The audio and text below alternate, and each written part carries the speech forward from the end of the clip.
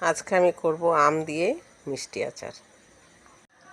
আমের মিষ্টি আচার করতে মশলা লাগবে মৌরি,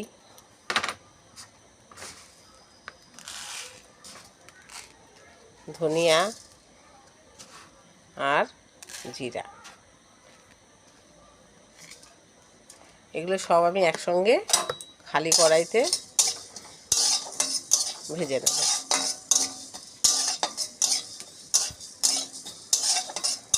একটু শুকনো লঙ্কা ভেজে নিয়ে দিলে ভালো হয়, কিন্তু যেহেতু শুকনো লঙ্কা খাই না আমরা, তাই গোলমরিচের গুঁড়ো দেবো।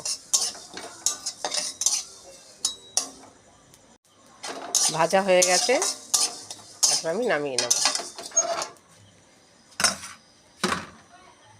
যে মশলাগুলো আমি ভেজে রেখেছিলাম মৌরি, ধনিয়া, জিরা, সেগুলো আমি এখন বেটে নেব।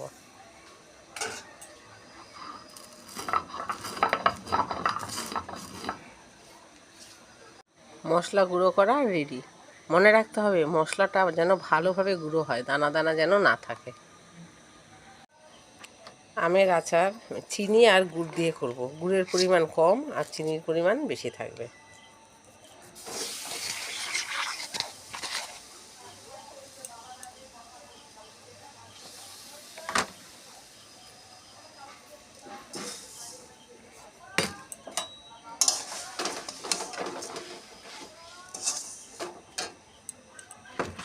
তাই পরিমাণ মতন জলও দিয়ে দেবো, কারণ আমটা তো সিদ্ধ হবে।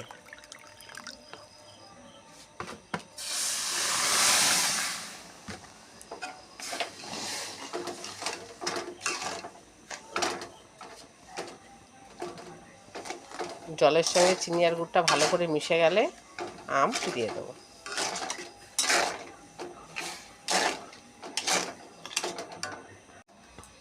ফুটে উঠেছে, এবার আমগুলো আমি দিয়ে দেবো।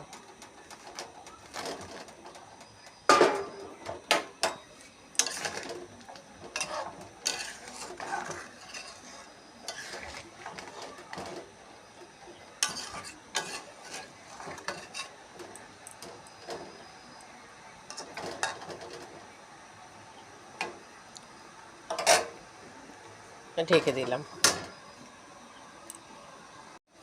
ফুটে উঠেছে, ঢাকনাটা আমি খুলে দেব।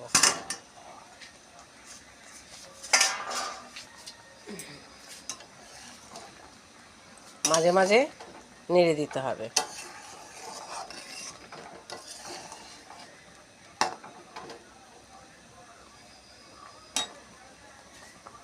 আমের আচার হয়ে এসেছে, এবারে গুঁড়ো করা মশলাগুলো দিয়ে দিলাম আর তার সঙ্গে গোলমরিচের গুঁড়ো। এগুলো ভালো করে নেড়ে ছেড়ে ঝোলটা আরেকটু শুকোলে নামিয়ে নেব। এমনভাবে জল দেবেন খুব বেশি যেন ঝোল ঝোল না হয়।